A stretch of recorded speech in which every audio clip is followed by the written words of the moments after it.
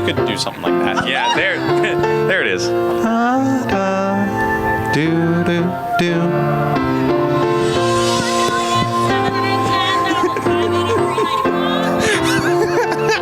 That's great. You didn't go to music school, did you? If you did, you got ripped off. Oh.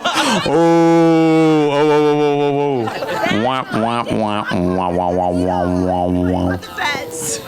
All right. That was a good burn, wasn't it? Yeah. It was. It was good. Mic, no, I'm not going to drop the mic. Also, can everyone just say a big thank you to Patrick? Thank you, Patrick. Patrick is wonderful. Nice one, Patrick. And Patrick Starr is wonderful too, but this Patrick I think is better. Do you want to give the person? Yeah. Sorry. I'm hogging it. I'm having fun. No. Yes. Oh. Are we ready? Is it just like you go? Okay. My name is Jessica Kane. I went to Argosy Twin Cities. I have $78,000 in student debt. I am here today because I was frauded by my college. I went to what was announced as a nonprofit, later to be found out to be a for-profit. And what happened is in March of 2019, my campus locked its doors. I was 3 months away from graduation, and there was no teach-out plan. There was no education advisor who was going to help us out. My cohort and I, of about 16 people, found a college in Arizona that was willing to take us, but we had to double our internship hours. A lot of us had to quit our full-time jobs so we could do that. I moved in with my parents as a lovely 28-year-old, and I am here today to get this debt canceled. I'm a therapist. I'm unable to buy a house with my student debt. I'm unable to do a lot of things that I would love to do in this world, including go to trainings for my clients because I owe this debt. In this group, standing among me, is multiple colleges, and we have a cumulative total of $4,710,583.91 in student loans because we were frauded.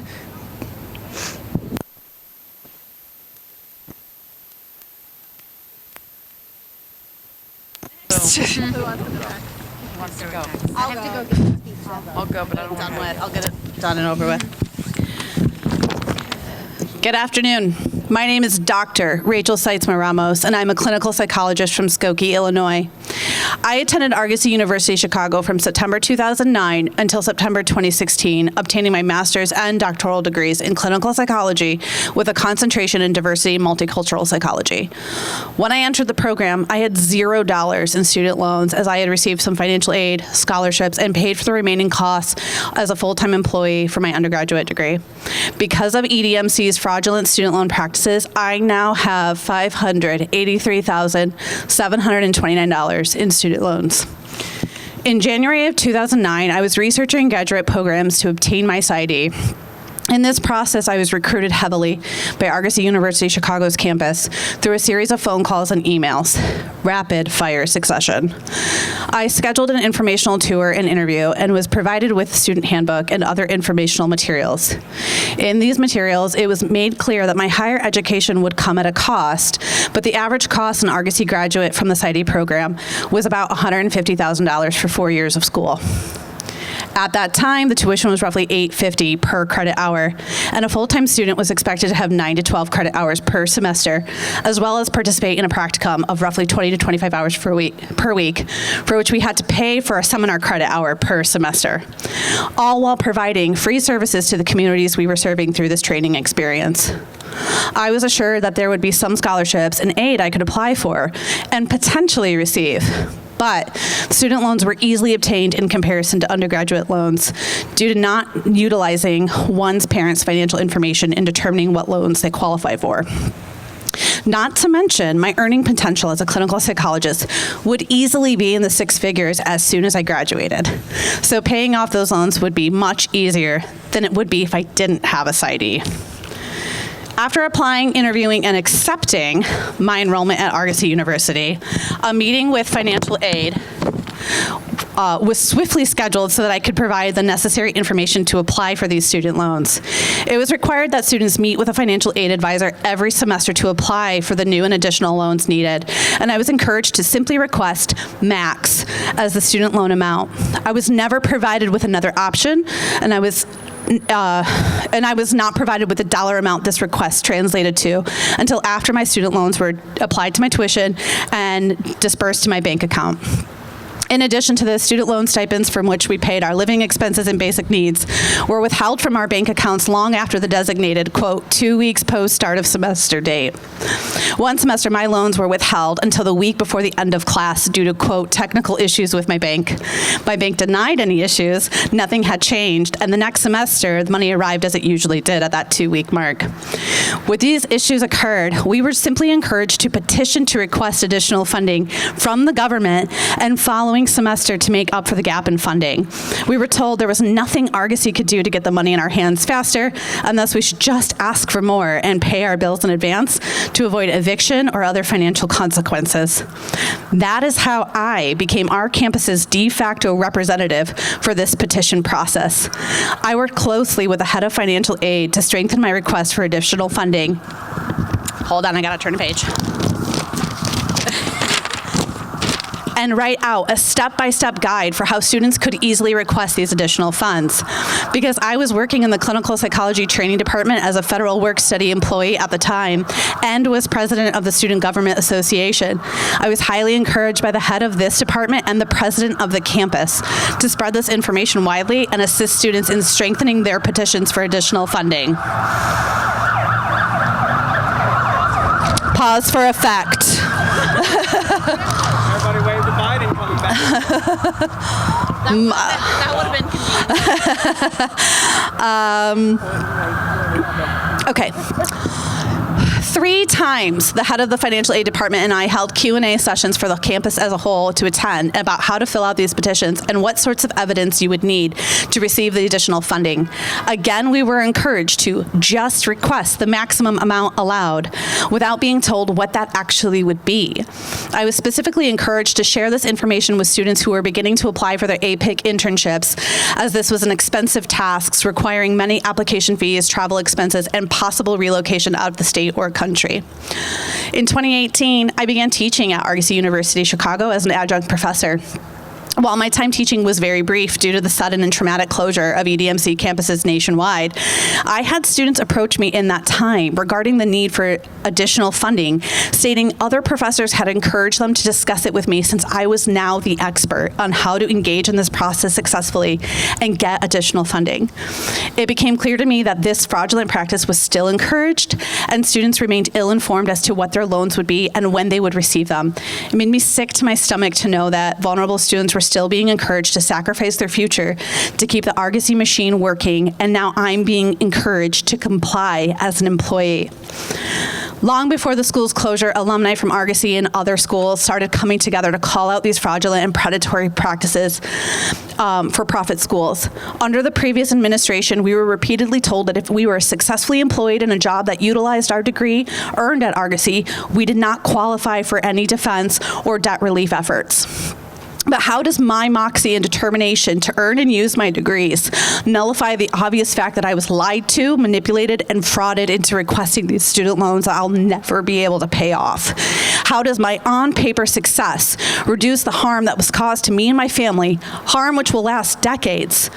The truth is, my ability to use my degrees to form and operate a successful business, to provide quality supervision and support to my clinicians, and to serve vulnerable communities through my work as a psychologist does not make it easier for me to sleep at night, knowing that my financial future was in jeopardy before my diploma was printed.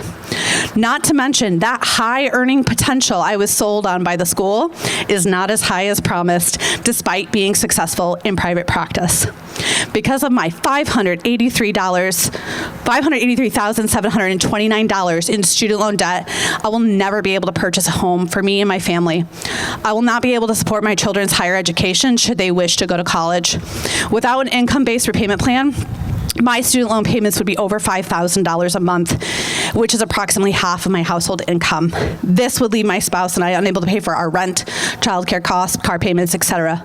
Because of this vast amount of student loan debt, I do not qualify for other financial support such as Chapter 7 or 13 bankruptcy assistance due to the high debt-to-income ratio and the $300,000 student loan cap. This debt has crippled our ability to save for emergencies, followed up with medical procedures that were necessary, invest in our futures, and limited our ability to participate in the economy in meaningful ways. I see no future in which I'll be able to retire and plan to work until the day I die. When you take this into consideration and apply it to over 150 schools and thousands of students, maintaining the student loan debt has significant negative impacts on our country as a whole. With student debt cancellation, I would be able to breathe easier, knowing I can support my family's present and future needs. I'd be able to save for emergencies and otherwise. I wouldn't have to worry about taking myself or my children to the doctor for more complicated medical issues because I didn't have enough money available in my account. I would be able to purchase a home. I would be able to make plans for retirement in the future. I could help my children pursue their occupational and educational goals as they grow into adults. I would be able to invest in our economy and not just keep my head above water. I would finally be able to hope for what's to come instead of regretting what happened to me. I'd be empowered instead of victimized, and so would thousands of others whose stories are so very similar to my own. Cancel student debt and you give thousands of people the opportunity to pursue the American dream of which we hold most dear. Cancel the student debt and you will see how positively the economy will be impacted through our participation and investments. Cancel student debt and you'll give justice to the thousands of students who are victims of a horrible crime. Thank you.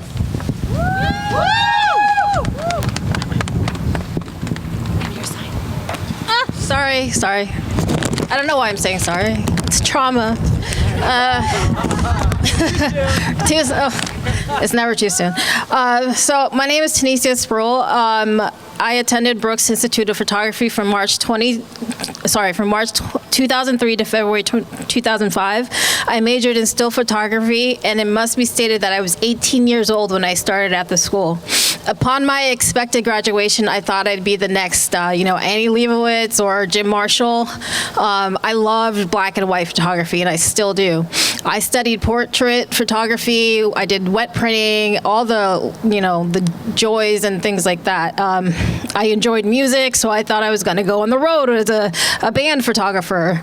I would have really loved to do that. Overall, I am an artist, and I have studied many things.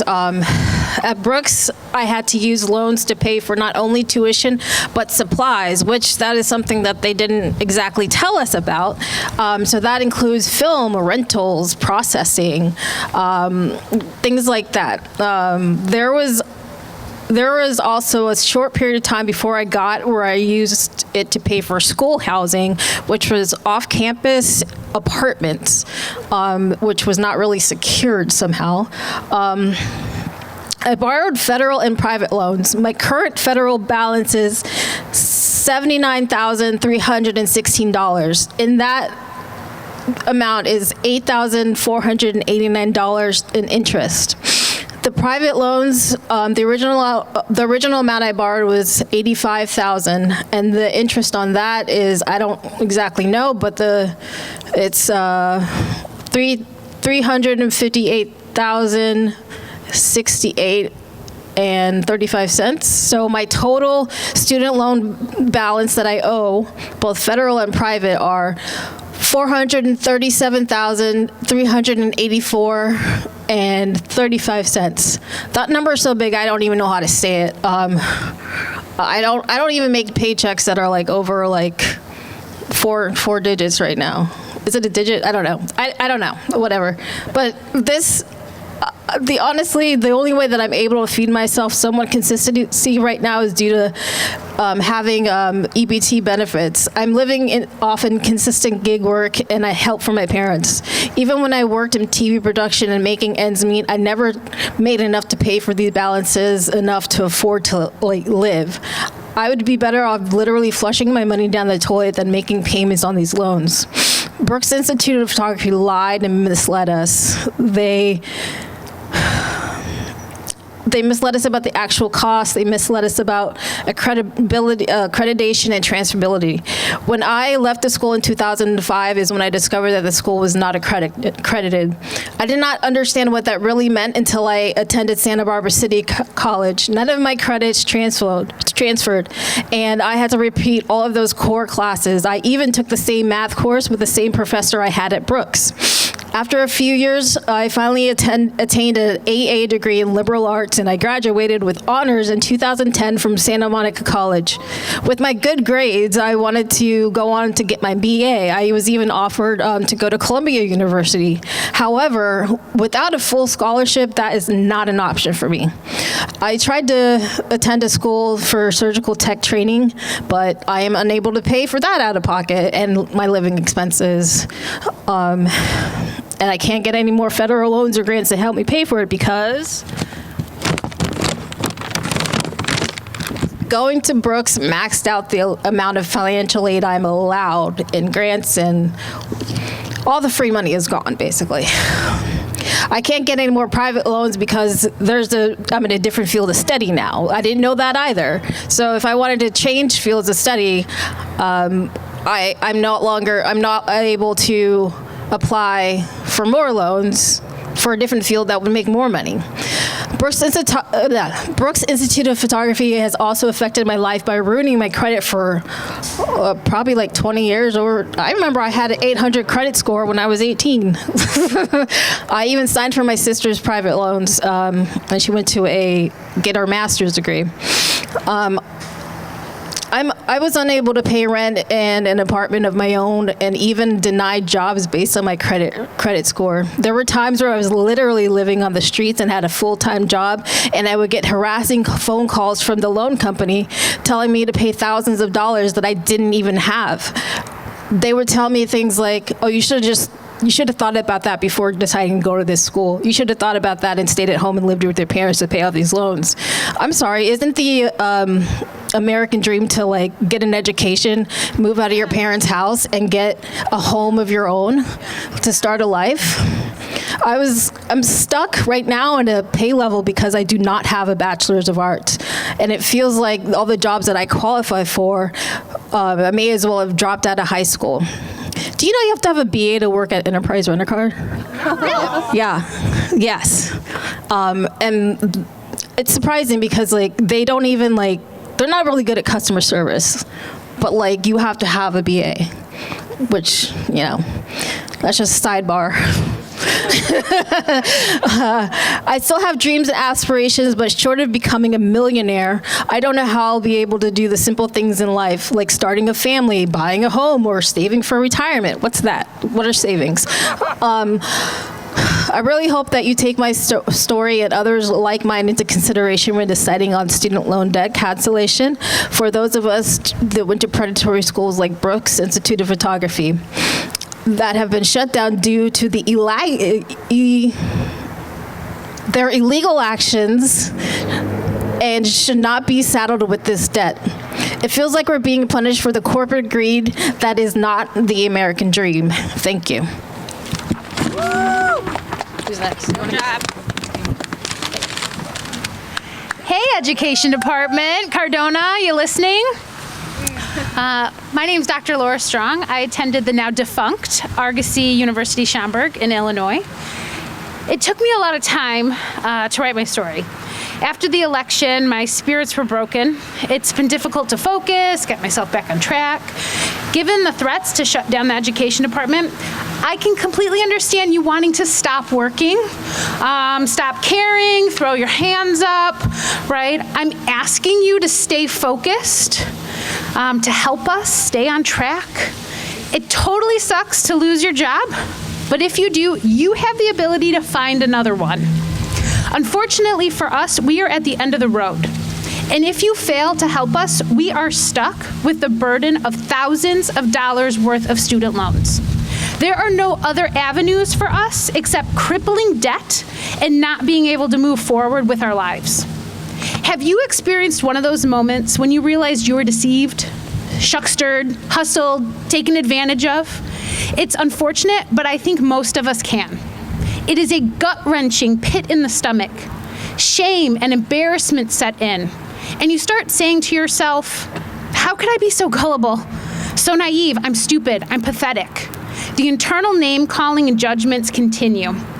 I always knew there was some shady business going on at my graduate school, but I did not realize the extent and pervasiveness until earlier this year when I read countless student experiences over and over again about the deception, lies, blatant fraud committed by Argosy University and EDMC.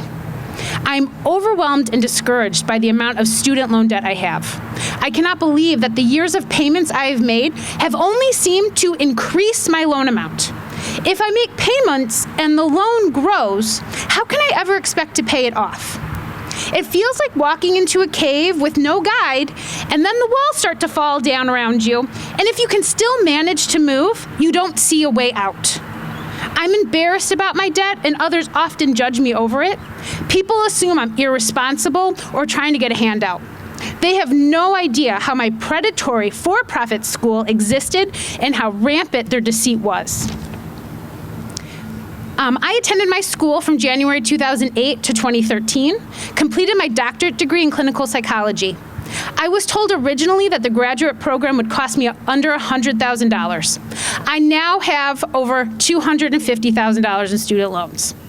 I knew from the age of 12 that I wanted to be a psychologist. I was so excited to be admitted into a doctoral program directly from undergraduate. I couldn't wait to learn the tools needed to help people overcome their struggles with depression and anxiety. I wanted and still want to help people be happier and healthier. I grew up in the suburbs of Chicago. I still live here. I currently own and live in a home with my husband, dogs, and cats. But I had to live with my parents until I was 30 years old because of how expensive graduate school was. And I needed that time to save money once I was licensed so I could even afford to move out. I have my own clinical psychology practice and have been working for 11 years. For a long time after graduation, I had to work 3 jobs, my private practice, as a group therapist at a hospital, a statistician for another hospital. About 1/5 of my income goes to pay student loans. I'm dreading the time when I have to restart repayment. It will be upwards of $2,000 a month, depending on what available income-based repayment plans exist at that time. I'm worried about the stress it will take on me financially and the need to work more. The forbearance has allowed me to make much-needed repairs on my home, pay for dog vet bills, provide discounts to patients in need. But all that will change once loan repayment resumes. When I started at Argosy, I had no idea the school could create such harm and damage to students. As I studied through my program, I saw things that were not right. Overcharging tuition, refusing to let students get into programs they were told previously you were just going to be a shoo-in for, an inability to get training experiences, ever-increasing tuition, and then watching as my peers dropped out around me while saddled with debt and nothing to show for it. Debt cancellation would provide me the relief of the never-ending cycle of loan payments that is my future. It is knowing that I would have the ability to invest more time, energy, and financial resources into my community rather than paying back interest on a loan that's based on fraud. Now is not the time to wait and consider. You have the evidence, Education Department. You know we were defrauded. Cancel our loans now.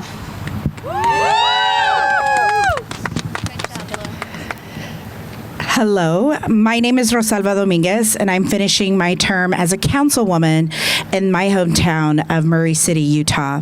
I am the representative-elect of Utah. My story started with being a young girl who knew there was a bigger world outside of my red state. In 2002, I enrolled into Brooks Institute of Photography, taking out loans over $85,000. After graduation, I realized soon enough my credits would not transfer to become and continue my education to be an attorney. Now I just get to change laws. When I returned home, I moved in with my parents, and I was depressed for many years. At times, I apologize. I am way ahead. At times, contemplating if life was worth living. Eventually, I continued to live life, living within very little, clipping coupons, going from job after job. I did have the dream job at Univision. I was a producer, and at one point, I lost that job because the economy crashed after Bush in 2008. Needless to say, I delayed getting married, having children, or buying a home. Because the shame of having student loans and talking about it was harder than giving myself an opportunity to live life. At 37, I reconnected with my high school best friend. We moved in together, and to boot, we got married during COVID. I now am helping him raise his 2 children during this time. I learned all those years of waiting to have a family, I lost my window and opportunity to have a child of my own. If I were to have one, I would have to undergo IVF treatment, which even with the best insurance as an elected official, it costs anywhere from over $40,000. When you are in severe debt, you become hyper aware of what choices in life you should make. To raise a child today would cost almost $250,000. You begin to weigh your options. Do I buy a home? Do I get married? Do I have children? And I settled with raising someone else's children. At 37, I was moved to run for office and create space for anyone and a young girl named Rosalba Dominguez to see herself in leadership in my red state, to advocate for her family, and advocate for the most vulnerable. I spent many years in shame, but this debt does not define me. It empowers me to support those who dedicate their life to empower others, to do what they love or without even education. I tell my younger self, you invested in yourself, and you should not be ashamed for that. You were targeted because the government allowed a private company to target you. We must demand and continue to ask for our loans to be forgiven so we can live a healthy and fruitful life as an American. We should be allowed to do that. Is that okay? Okay, cool. Oh, wait. Hold your sign? Yeah, that'd be cool. Sorry, I have it on my phone. Okay, hold on. Hold on, sorry. Okay. Let's see. Okay. So, my name is Sarah Wilchma, and I'm here today to speak for not only myself, but also countless students who were exploited by Argosy University and abandoned by the system that allowed it to happen. I owe $366,966 in student loans, a number that doesn't just represent money. It represents years of my life stolen by a predatory institution, the career I lost faith in, and the toll it has taken on my family and my future. I enrolled in Argosy University to pursue a doctorate in clinical psychology because I wanted to help underserved communities. No, yeah, maybe this way. Yeah, sorry. Yeah, okay, wait. I'm like, thank you. Okay, so yeah, I wanted to help underserved communities. My training focused on working in forensic and correctional settings, and I excelled in placements across Minnesota prisons. I was committed to making a difference, but Argosy had a different plan, one rooted in exploitation and profit. What Argosy advertised to me couldn't have been further from the truth. They promised a path to completing my degree with a reasonable time commitment and cost. What I got instead was years of additional unpaid labor, ballooning expenses, and unfair demands that left me burnt out and broke. The program required more than it gave, and I was told not to work while in school, yet I had to spend significant money beyond tuition to meet the program's requirements. I was placed in training sites that were unethical, requiring hours of unpaid labor with little to no support from my school. My first site was so problematic, I had to be removed, only to face similar issues at my final internship site.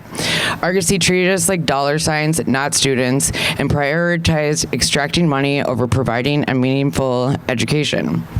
Despite the systemic barriers, I thrived in my training. I excelled clinically. I received glowing feedback. I was published in research during my time at Argosy. But when Argosy collapsed, the entire trajectory of my education and career fell apart. I was forced to transfer to a new school where I was treated like a number. The professors who had once supported me for 6 years were gone, replaced by administrators and faculty who didn't know me and didn't advocate for me when I needed it most. My final internship at Lionel Lakes Prison in the Minnesota Department of Corrections was the breaking point. During the height of COVID pandemic and the Minneapolis uprisings after George Floyd's murder just 10 blocks from where I live, I was placed in an unsatisfactory training site with site supervision that I was uncomfortable with and that I found that I didn't have the academic advocacy and support to navigate the challenges there and succeed. Despite many attempts to get help, I still felt like a number. Due to the overwhelming amount of transfers from Argosy, even though I was grateful to have a path forward, again, I had no one to turn to, no one who knew me or who could vouch for my years of successful training. Without the support of Argosy or my new school, I was unjustly fired, unable to complete my degree, and left feeling abandoned and broken by every institution involved. This experience hasn't just taken my money or my degree, it's taken my future. I'm trained as a clinical psychologist, but so disillusioned and angry and distrustful of the field that I no longer want to pursue it. The passion I had for helping underserved communities has been overshadowed by the injustice and mistreatment I endured. My family has felt this pain too. My parents supported me financially and emotionally, only to watch helplessly as I was exploited and mistreated. They were devastated and furious, feeling as powerless as I did while my future fell apart. This debt, this process, this experience has affected all of us, not just financially, but emotionally as well. The Department of Education allowed Argosy to operate for years, knowing it was a predatory institution. They let it collapse, leaving students like me to pick up the pieces. And we're not alone in this process. This is a part of a larger systemic failure that profits off the ambitions of hardworking people and punishes us for daring to dream. We've bailed out banks, we've subsidized corporations, but when it comes to students, we're left to fend for ourselves. The Department of Education could act, but instead they've chosen inaction, forcing borrowers to shoulder the burden of their negligence. Today I stand with every Argosy borrower to demand justice. Canceling Argosy-related debt isn't just about relieving financial pressure, it's about righting a moral wrong. We were deceived, exploited, and abandoned. We deserve the chance to rebuild our lives. And while I believe all student debt should be canceled, my focus today is on the specific harm caused by Argosy. This institution stole years from us. The Department of Education must act, not just to cancel this debt, but to ensure no one else is ever put through what we endured. We're not just asking for relief, we're demanding accountability. Department of Education, cancel Argosy debts, cancel all student debt, and ensure this never happens again. Thanks. Try that. Can we hold this? Next. Ready? Hi, my name's David Boyer. I'm a veteran. I'm unique to this situation because of my status as a veteran. I accidentally screwed over 9 other people. There's such things in 1997 when the 90-10 rule went into effect. When on the 90-10 rule, as a school, if I managed to scam a veteran, I got free money, more federal money for 9 more people that were not veterans. So veterans were lied to, set up, shown false documents, everything possible to get that veteran because they got 9 more people for free. So it made us humongous targets amongst all of the for-profits and scam schools. The problem of what has really happened to us is massive betrayal. We were betrayed by the VA. All 151 borrowers defense schools, VA approved. I can't find a school that's not VA approved. I found schools that gave degrees to dogs, VA approved. It's literally that ridiculous.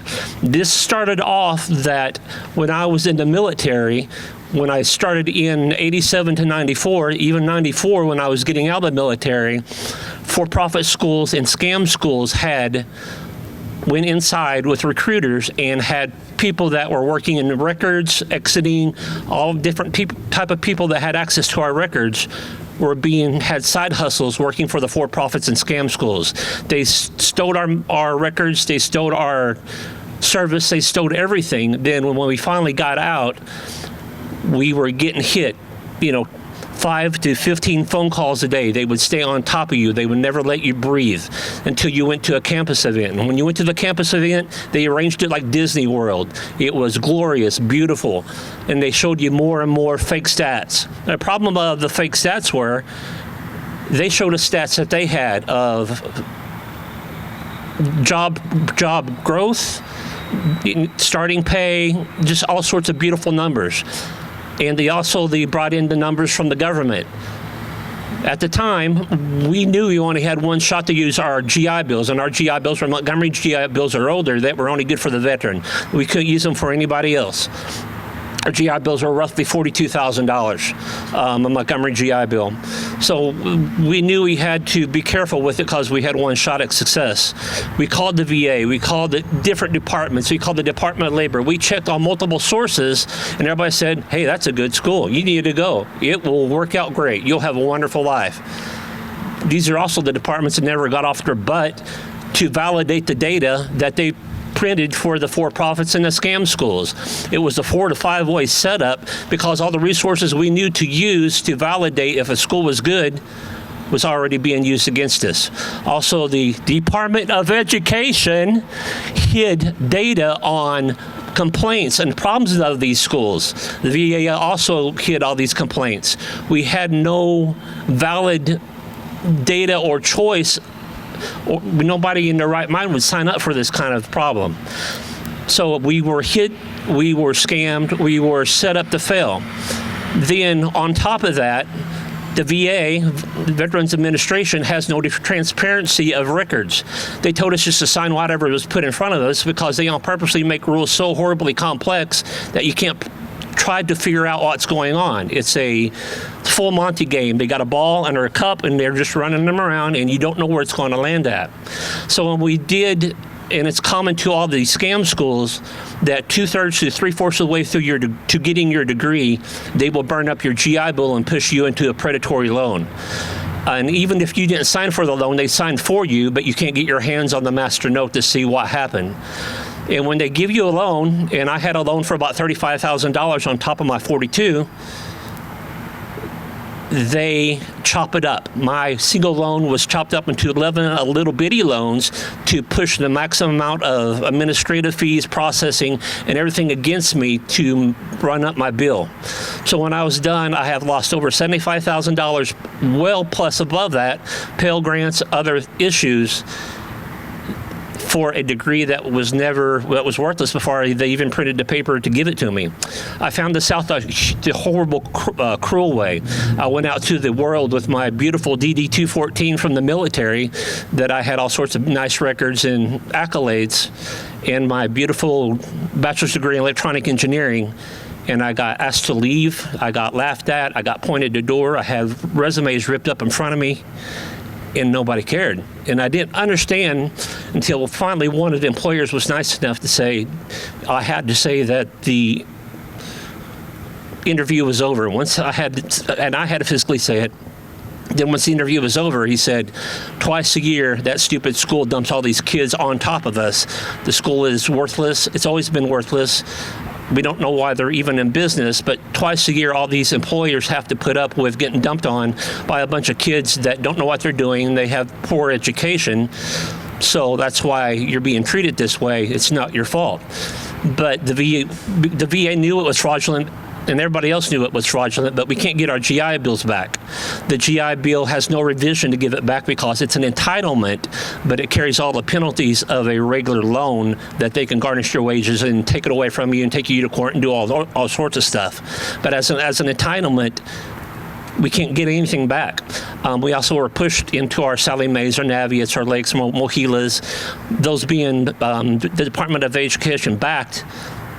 They are also declared private, so we can't get the money back for that either. I'm a class action member of Sweet versus Cardona. I'm a class action member of Sweet versus DeVos from the very, very beginning. And as soon as the Judge Alsup made the decree of what was going to happen, all veterans were instantly kicked out of borrower's defense because there's no revision to give us our money back. So we didn't matter that we fought so long, so hard. we were getting nothing.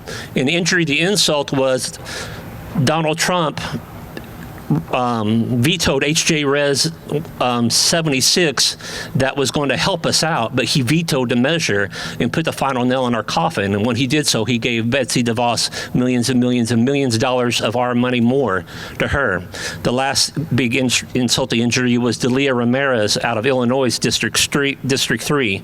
Her HR 1767 to restore our GI Bills is a piece of pure fraud. It doesn't do anything for us. It's not designed to do anything for us. She was just merely using this for personal and political gain, and I won't let her ever forget about it. But the Department of Education and the VA, Veterans Affairs, both greatly betrayed us, and now I don't even try to look for a job. Even when I had a job, they would just use you, throw you away. I'm what they call a protected veteran because of my status in the military, but once the people who hire you get the tax break to hire you, you're out the door. So this is what the world does to veterans. Don't join. Don't play with the military. They don't have your back, and they do not have your health. Thank you.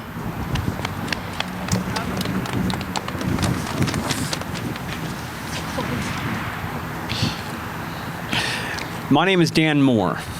Originally, I had a speech for this, but I wanted to have a frank conversation about how this affects not just us, but everyone involved.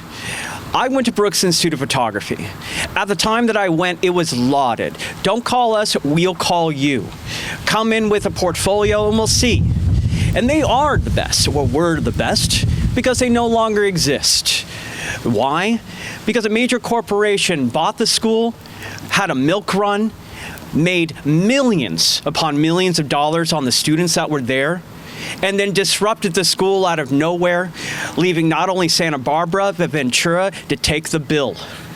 People lost their jobs, people lost their houses, people lost lives. An example for me is that when I went to Brooks, best school in the world, best knowledge for what we do, but what is the worth of that knowledge? When you go to Yale and Harvard and spend $500,000 at that school, they have pipelines for you to be able to make that money. They have other people who come in and introduce you to others that do that work. Brooks said that they had that. Whatever their career services was, it was not. When I sent them emails, now mind you, I've worked with some of the best in the world doing what I do, and I have a little talent, as one would say, but I've never seen the amount of money that was promised. When I asked career services to find me something to work, when going to New York, Chicago, they were looking at Live Touch studios, or looking at mall photography. All the things that I could have done a Google search on my own, which I did, didn't help me at all. How is it that you have some of the best gear, the best knowledge, but yet absolutely nothing to give at the end? I have been doing this now over 20 years, and I have yet to make the kind of money that they said that we would be able to make. And that's because in 2008, an economy collapsed, we changed to a freelance world, and it was no longer about us working for other people, it was about us working for ourselves. Am I supposed to be a full corporated business? How am I supposed to be able to hire stylists and assistants and the people that we absolutely need when I have to wait 90 days to get paid without actually having money in my pocket ahead of time? How am I supposed to do that when I don't have the same things that corporations have when things go wrong? When I had this kind of debt, by the way, at one time until very recently, was $500,000. Imagine that. Doctors have that. Lawyers have that. A photographer? I don't think so. And it wasn't until recently that that went away. But I still owe to the federal government. And it will be with me for the rest of my life. Unless we can do something right now. It's important. I want to tell you a little story that I didn't want to say, but I think it's important. My father meant everything to me, and he co-signed on these loans and said, go out into the world and make good. help others, help your community, and everything will help you. Well, what I didn't know is that because of how high this debt is and how fast it ballooned, they started garnishing his wages. He couldn't afford the medical need that he needed, and he died of a heart attack. It shouldn't have happened. We shouldn't have had those resources. Now, when that happened, that devastated me, my family, the community that he served. Why should that happen to us? Why should we be the brunt of other people making money when we should be served? We should be taken care of, especially when there's problems with these corporations buying these schools and seeing that they are absolutely the reason why there's a problem. It's not us being lazy. It's not us being inept. We're quite good at what we do, and we do it because we have passion. But passion doesn't pay my fucking rent. To be fair on that, as of today, I'm being evicted of my own place. Not because I'm a bad tenant, not because I'm a bad person, but because I can't keep up with all of these bills. I'm working my butt off, working for everyone that I can, and giving my fair shake, treating them the way that I want to be treated. Well, I would like the Department of Education to treat me the way I should be treated, with respect. Because at one time, as someone who loves to read and to teach and to help others, I felt that education was the best thing one can do, and it still is. But how can we serve our community if we aren't served ourselves? It is so important to tell your friends, to tell your family, that student loan debt relief is not about privilege or not. It's about human right. We want to live good lives, and we are more than welcome to pay our share and to take care of what needs to be done. But when there is absolute fraud, when there is shown that they are doing this to millions of people, and yet we can't do a damn thing about it, corporations can do that. Do we all have to become corporations so we can make it go away? We're humans. They are not. They are entities that are fake. They are entities that lie. I recommend you to talk to your representatives. I recommend you talk to your friends and family and tell them that it is important for them to see this. Because this is eventually going to kill more. This is going to take more from you, and it's going to take more from us all. Thank you.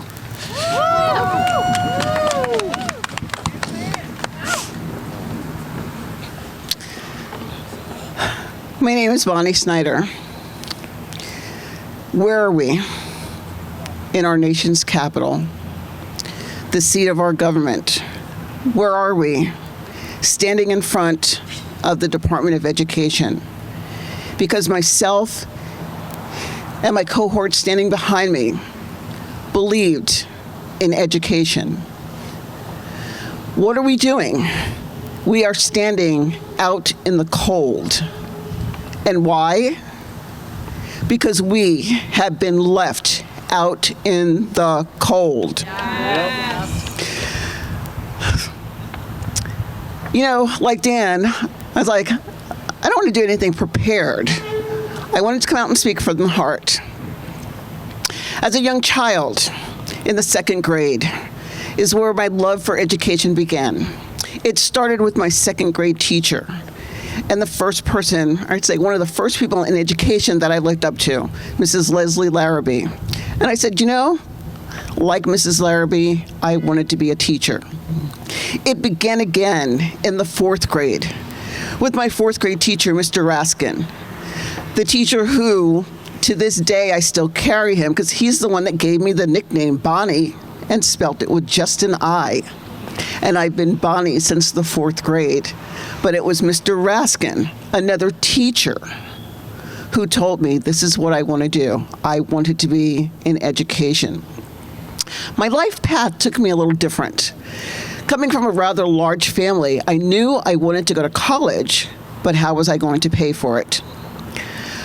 I was shy. You wouldn't guess that now. But I was shy and had little self-confidence. So I decided to join the military. The military, I felt, would give me two things: a sense of self-confidence and a way to pay for school.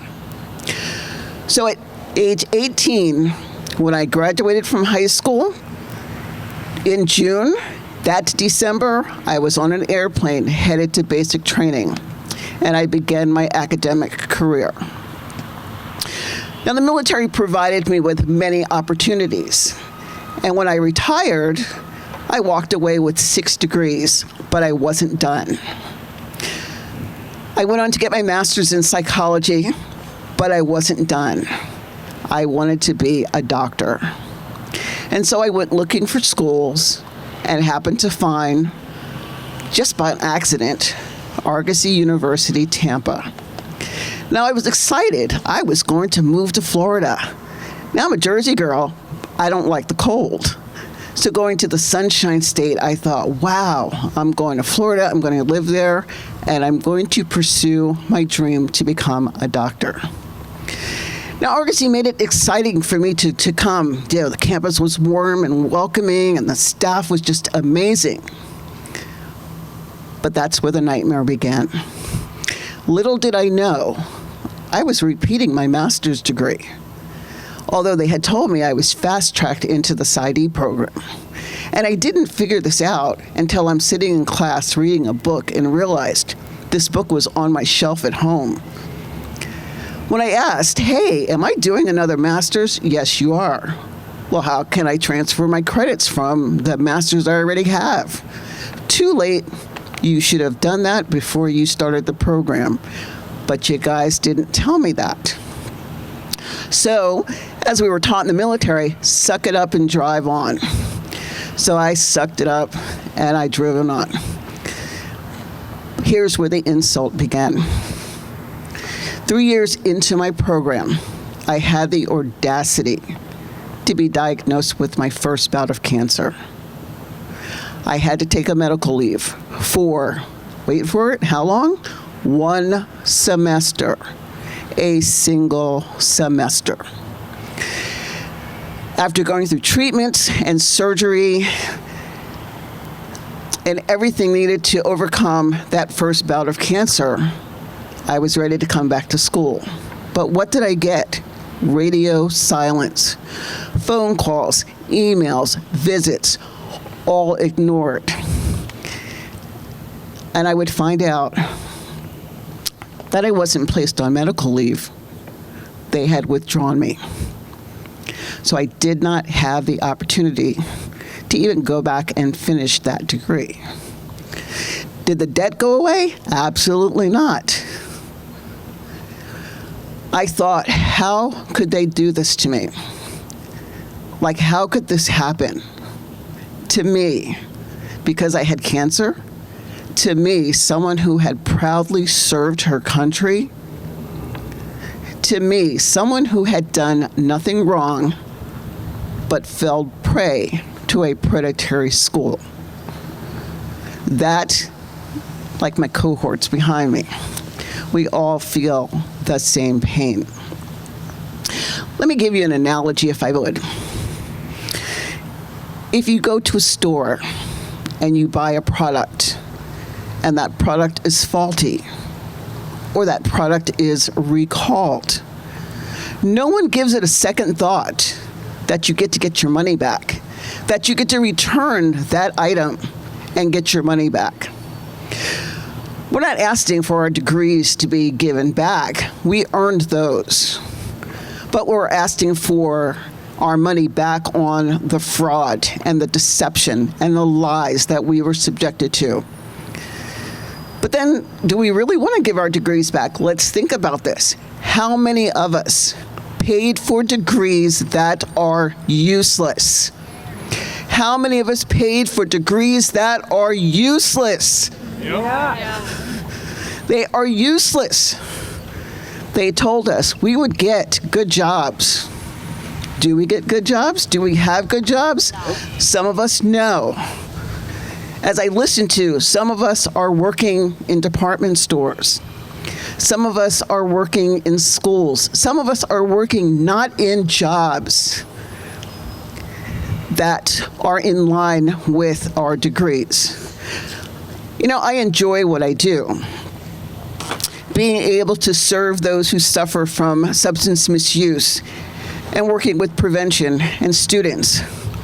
But my job requires nothing more than a bachelor's degree.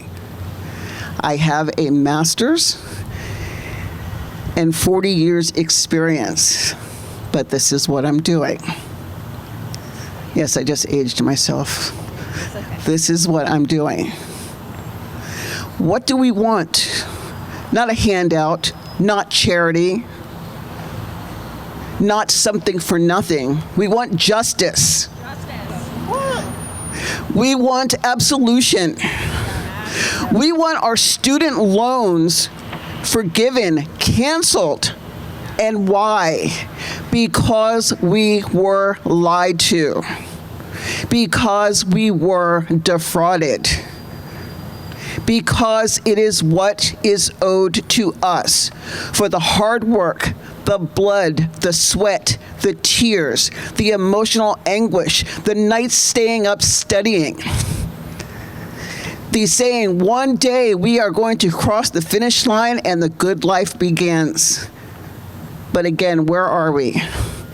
In our nation's capital, standing in front of the Department of Education, asking them to do us a solid, and we are still out in the cold.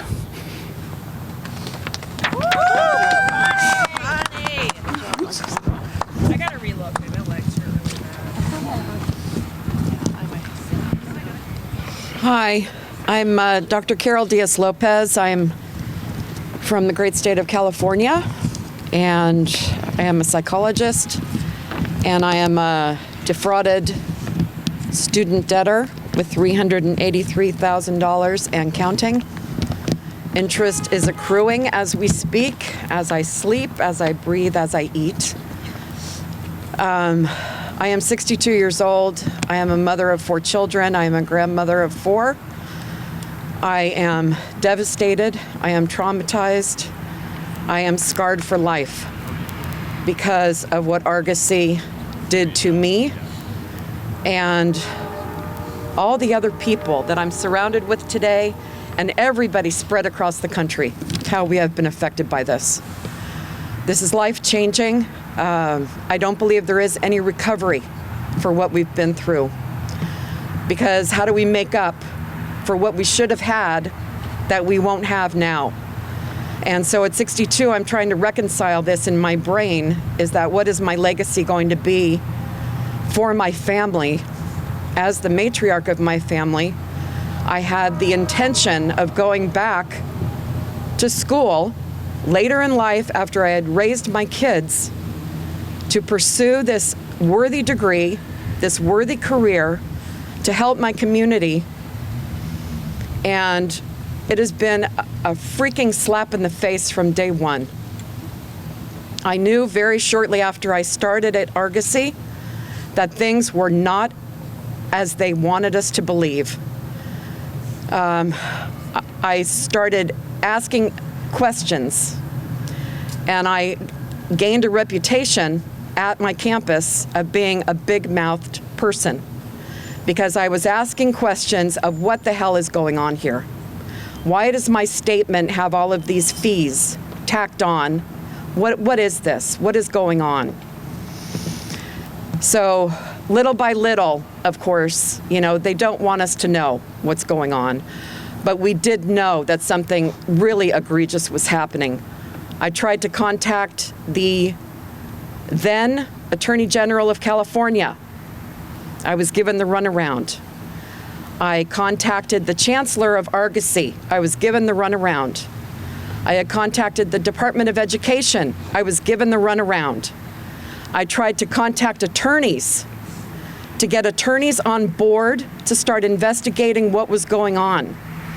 Little by little, I was learning that there were lawsuits happening across the country at different campuses because Argosy was getting the reputation of defrauding students. Now, we in San Francisco campus, I mean, they had a bubble there. We'd had no idea what was going on.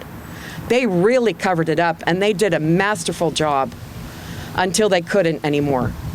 So going through my education, in 2017, EDMC went defunct. That was the corporation that owned Argosy. They went under. Dream Center comes in, riding up on their white horse, saying that they're going to save us. They're going to turn us nonprofit. We're all ecstatic about this. And we're thinking, oh my God, this is going to be the difference for us, right? You're going to pull our heads above water and it's going to be all good.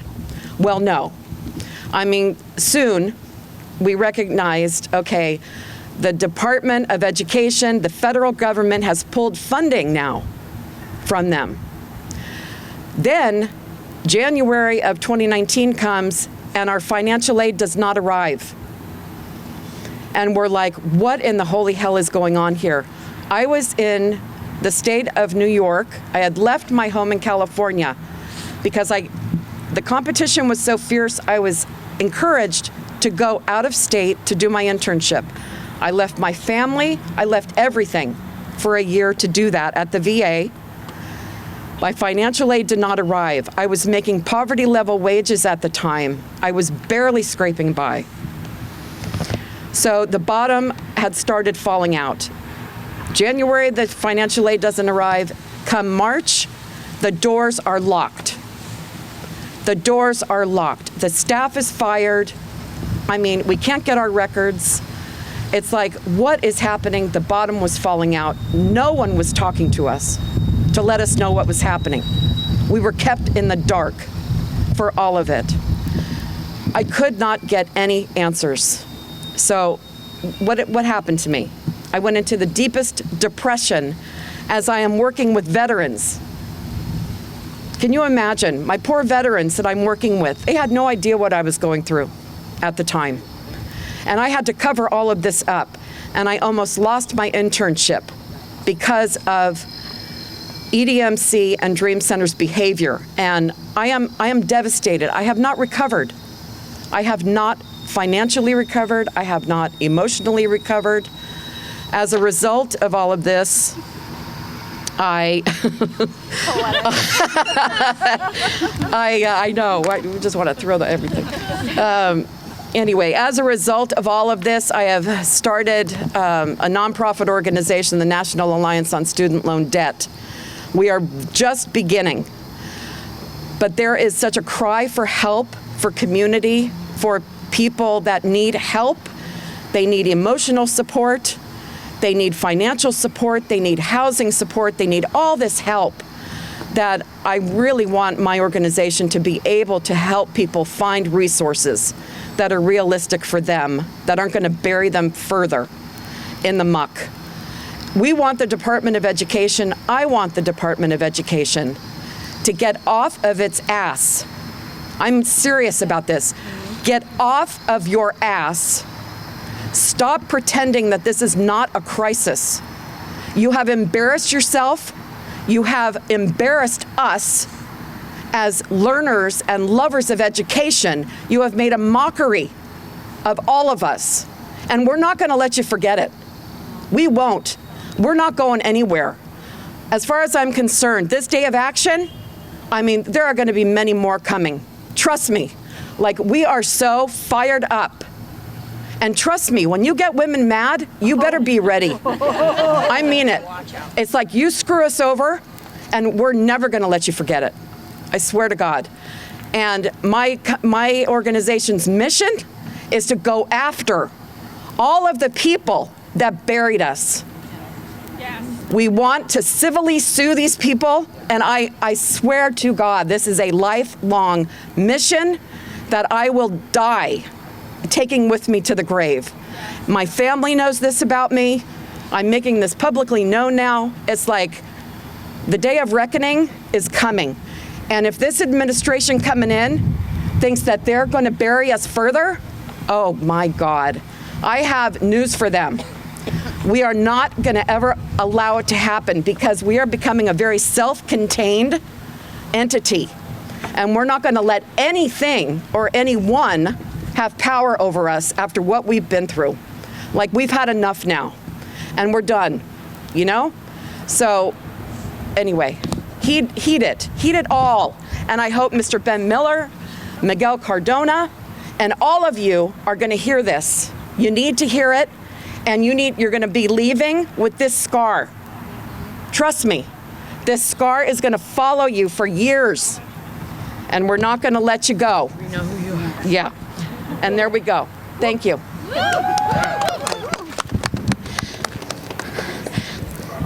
Hi, I'm Dr. Kat Hughes. I had the honor of speaking earlier today at the press conference, but just wanted to add a couple of things I couldn't say earlier. First of all, again, I am $580,000 in debt. Let's talk a little bit about what that means, okay?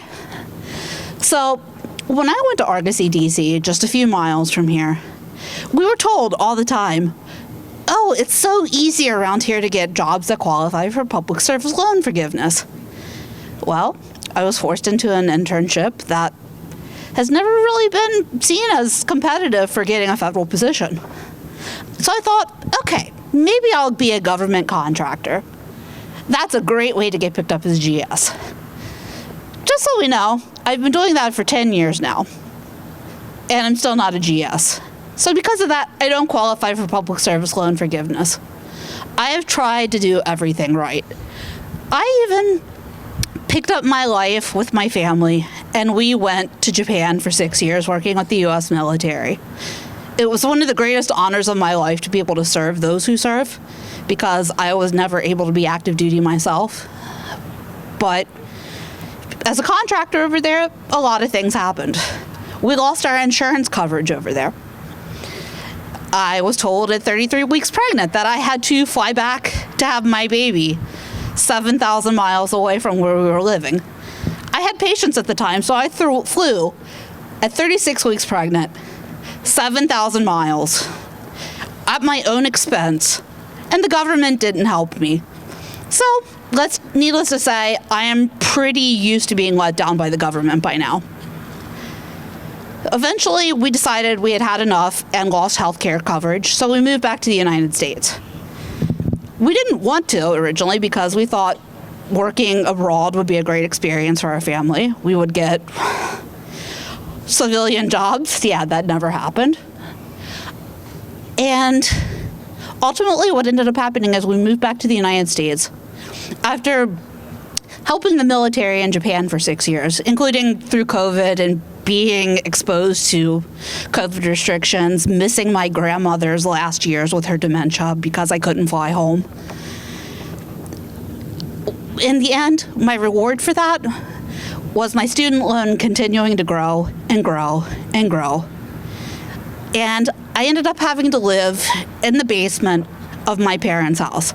I am 42 years old, and my husband and 2-year-old daughter and I live in my parents' basement. Now imagine that when you have 5 degrees, including a doctorate. You think getting your doctorate would make you successful? Even success sometimes doesn't look exactly how we thought it would. We all have our own stories, and we just ask that if anyone's sitting in that office right now, it's probably empty by now. But just realize that we're not just names and numbers and people with a lot of money complaining. No, we're people, we're lives, we're humans, we're suffering. Thank you.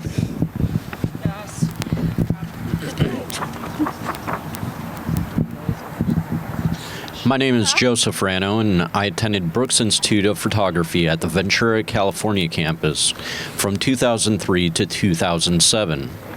I was in search for a degree in motion picture production. I was sold on every single dupe that they could tell me in order to make me choose that school. Even when coming to question, should I attend another school such as AFI, you don't want that. They're too big. We're the school for you because we're going to make sure we can do whatever we can to make sure you succeed in your career. They cut me in on every single kind of loan possible. The debt just skyrocketed. Currently, I'm sitting at $165,000. That's impossible to pay off. I'd have to win the lottery.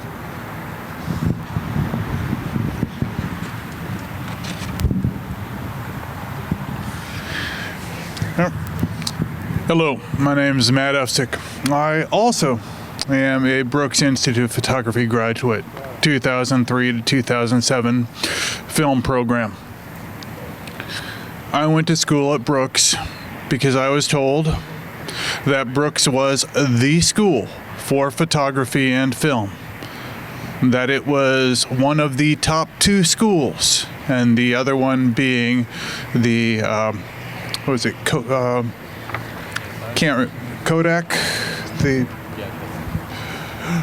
but Brooks was the school, and I was lucky if I could get in, and they would help finding work for us.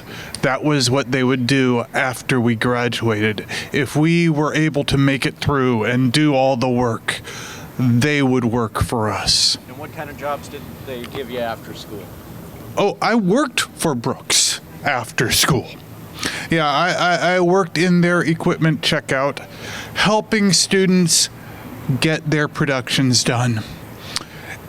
And I couldn't pay my tuition loans working at the school. The people working for the school, the staff, are not the people who were making the money off of the loans. I will tell you that much. We couldn't pay off our student loans working there. I did get 2 emails from the career counselor afterwards, both of them for Craigslist ads for spec productions that, if you know anything about the film industry, a spec production means that you will never get paid for that production. Now, recently, I just got rolled into the Sweet versus Cardona case because of the access to the borrower's defense online and how it was not originally available. It was crashing all the time when you would try to apply. And because of that, I have been rolled into that. My loans have not dropped off yet, but they, I am assured, will. So I am not here for myself on that. I am here because the Department of Education behind me has evidence on the schools and on the fraud that they have committed. And the fact that they have evidence, that covers me, that covers everyone in the Sweet case, that covers everyone before. It should cover everyone that has gone to the schools that have defrauded them. Yes. There should be no secret handshake, no magic words that we have to ask. We shouldn't have to ask, pretty please? Yep. They have the evidence. It's already there. Why is everybody else still held in loans? We're here in front of the Eisenhower Memorial. It says, they want to build a world of justice with moral laws. Sticking people in debt for their lives is not moral. Where is the morality in that? Yes. They have the evidence. Let us all out. Hey.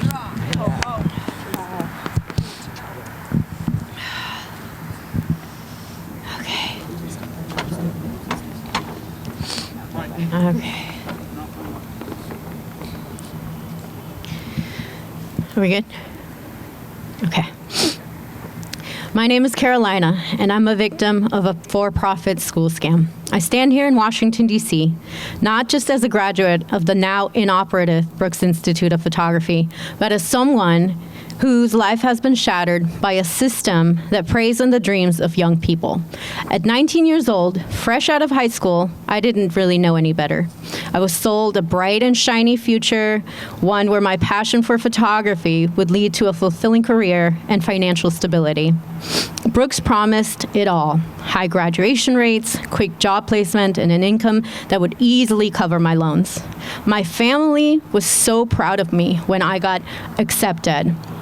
I would be the first to go to college in our family. What they didn't tell me, though, Brooks that is, was that it was all a lie. I trusted them when they encouraged me to take out the maximum loans to invest in myself.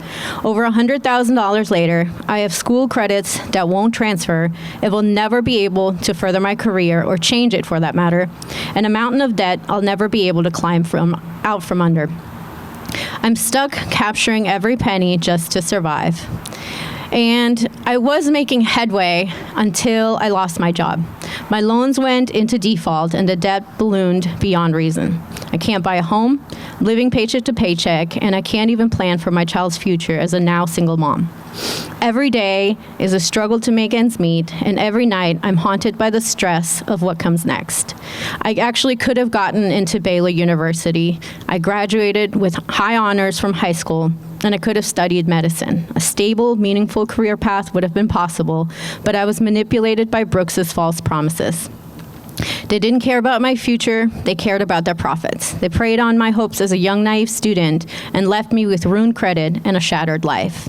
This isn't just a financial issue, it's emotional devastation. I've lost sleep, my peace of mind, and my ability to do much for our future. And every day, I live with the crushing weight of a debt that I can never repay.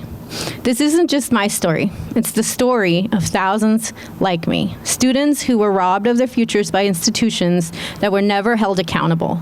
These schools lied to us, they overcharged us, they left us with nothing but empty promises and financial ruin.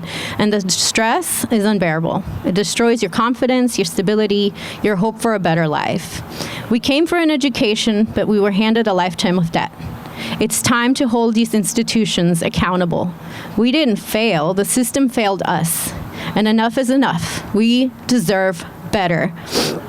I demand justice. I demand loan forgiveness for those of us who were defrauded. We're here to demand the dismissal of the fraudulent loans across the board. Every student who was scammed by a for-profit school deserves relief. We don't just want relief, we need it to survive. In this economy, please cancel these fraudulent loans now and give us a chance to rebuild the futures that we were promised. Thank you.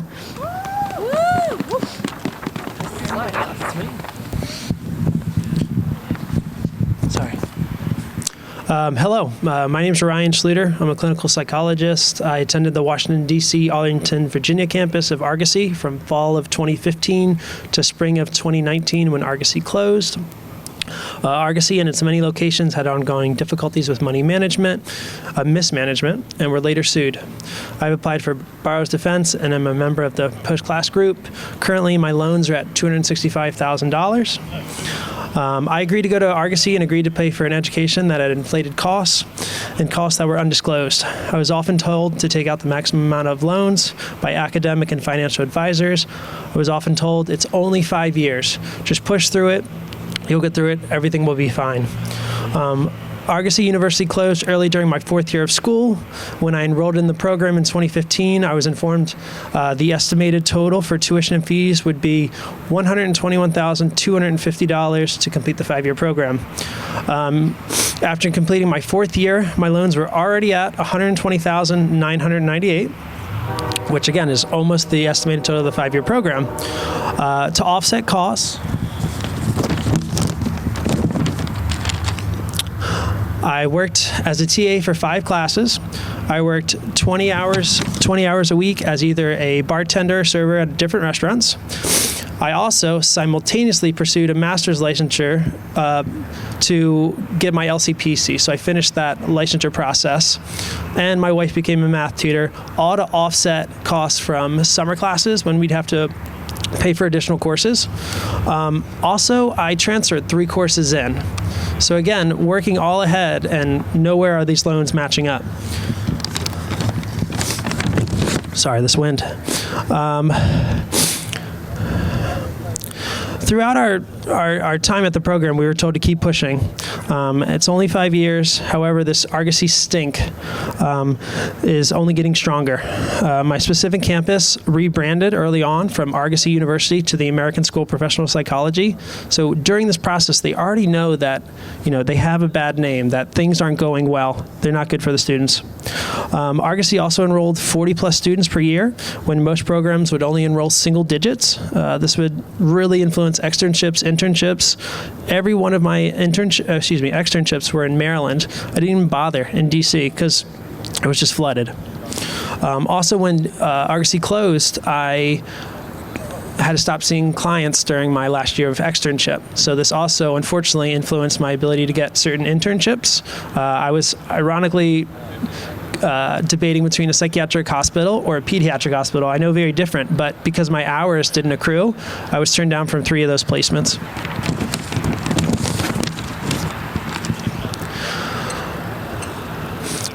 Moving forward, $265,000 is a lot of debt.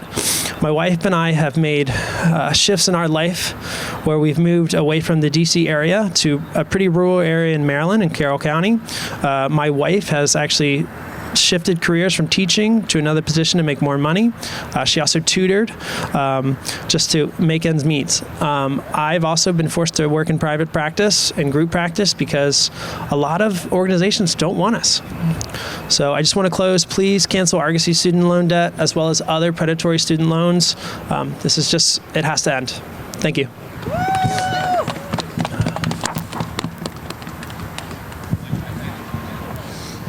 I just want to thank all of these frozen borrowers standing behind me who have been out here all afternoon.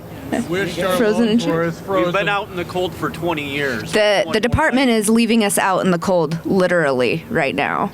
No meeting. So here we are. As you can see, we're all wearing red scarves. This is so we show solidarity because we're all in the red. And the building behind me Right around our neck. has the authority to make that disappear. They can do it, and they absolutely should do it. It's time they cancel these student loans. We have done more than enough to prove that we are defrauded. So thank you. Thank you for coming out here. Thank you for flying out here, guys. Everybody's from around the country to make a difference. And I'm here with the Debt Collective. We are a union of debtors. And if you have student loan debt, you should absolutely look us up. Thank you. Woo!